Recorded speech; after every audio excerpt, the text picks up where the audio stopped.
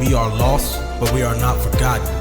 The Most High God has made us a promise that He will gather us, His scattered people. Hear, Israel. Malachi 3:6. For I am the Lord, I change not. The Lord our God is one. So we will stay awake and we will watch until Israel's restored.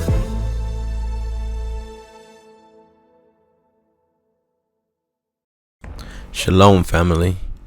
The Feast of Trumpets as well as the Day of Atonement are approaching. So last year I did a video and it also had the dates for the Feast of Trumpets and the Day of Atonements this year. So the Feast of Trumpets is going to start on the evening of the 12th. So you see this calendar I have up here. So the evening, January 12th, 2024. And then it will end the evening of the 13th, January 2024. So Saturday, Friday and Saturday. And then it also marks the first day of all. So you have the Feast of Trumpets, and then you have the 10 days of all that leads up to the Day of Atonement. So the Feast of Trumpets marks the first day of all. And then you got the second day of all, third day of all, fourth day of all, fifth day of all, sixth day of all the way until you get to the Day of Atonement, which again, I have this calendar right here so you can be able to visualize it. Now, here are some things to remember about the Feast of Trumpets. The Feast of Trumpets is to be treated as a Sabbath, so no work is to be done on that day. But in this case, it falls on the Sabbath day anyway, so you shouldn't be doing any work anyways.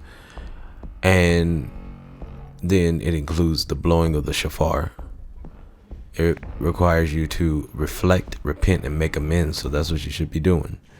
You should be reflecting on any evil, any sin, any trespasses you did against the Most High God of Israel.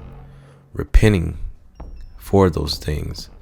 And of course, if you are repenting, there's no way you should be continuing them or hoping to continue them. Because then you're not truly repenting. You're not truly feeling remorse or sorrow. How can you feel remorse and sorrow over something you're going to do again? It's like saying, oh, I'm sorry about it, but I'm about to do it the next second. You know, I'm sorry I mistreated you, but I'll do it just a second from now, a minute from now. So reflect, repent, and make amends. So anybody you have an issue with, you know, your brother, go make amends with your brother. Make it right with your brother. You know, let go. Don't be holding on to any type of evil. Don't be holding on to any type of animosity, any type of dissension, division, anything like that.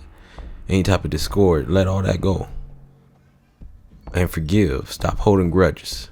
Stop having issues. Ask yourself the question, why do you need issues in your life? You want issues, you're looking for issues, you're holding on to issues, then that's what you're going to find. And you're going to live a life full of issues. So reflect, repent, and make amends. And this is to be done on the Feast of Trumpets, but the Feast of Trumpets includes the days of all. So the days of all leads up to the Day of Atonement, and you should be reflecting, repenting, and making amends all the way up until the Day of Atonement, all the way up into the Day of Atonement, and even on the Day of Atonement. But it's how you should spend the rest of your life, reflecting, repenting, and making amends. Keeping yourself close with the Most High God of Israel, staying away from sin. So that should be your life. Not one of us is guilt-free, meaning that you never sin. Nobody is perfect, and that's not to be used in an excuse sense. You know, it's no excuse. Just because we're not perfect don't mean that you go on sinning. The moment you sin once, then you're an imperfect being. You're no longer perfect, but that don't mean you have to continue on as a sinner.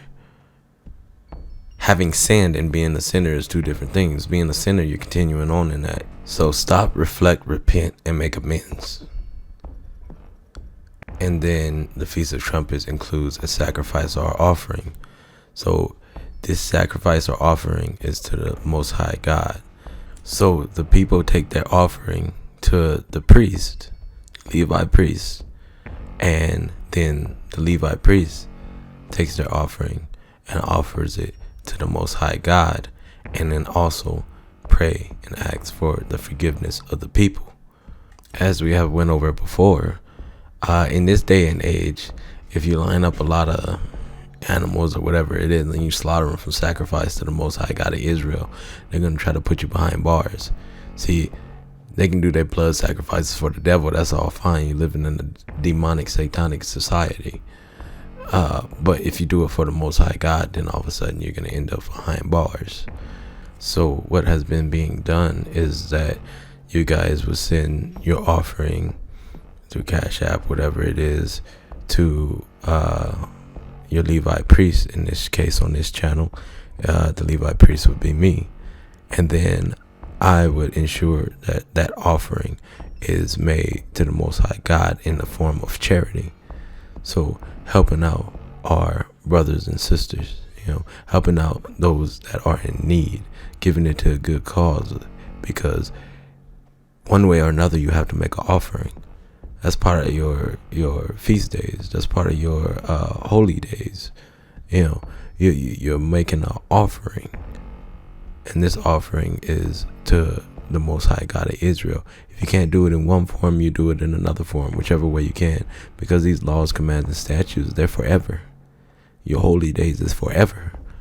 You got to figure out a way to make it work. So that's what we've been doing, and may the Most High God reward us for this. So anybody who sends anything, please label it as Day of Atonement. If you send anything personal, just to, help out, then you can label it as that. But label the offerings as Day of Atonement, so in that way I can ensure that gets offered to the Most High God of Israel. Now, the Day of Atonement, that is on the evening of January 21st, and it lasts to the evening of January 22nd. And on the Day of Atonement, you're going to be doing the same things as the Feast of Trumpet, with the addition of a fast. So you're going to fast, and also a special religious service after the offering has been done on that day. So there's an offering on the Feast of Trumpets, and then there's an offering on the Day of Atonement. The Feast of Trumpets and the Day of Atonement is to be treated as a Sabbath. No work is to be done. And the blowing of the shofar for you to reflect, repent, and make amends. And again, you're going to be reflecting, repenting, and making amends from the Feast of Trumpets every day until the Day of Atonement. And then, if you're smart, every day of your life. And then with your offering, with you denying yourself, with you putting in this work for the Most High God of Israel, then if the Most High wills, then He can forgive you for the evil that you have done. You can atone for it, So even though daily I'm praying for all of us as believers in the Most High God of Israel, these days are special. And as long as I'm still breathing and walking around, then I'm going to be blowing the shofar. I'm going to be blowing the trumpet, and I'm going to be praying for my people. Shalom, family.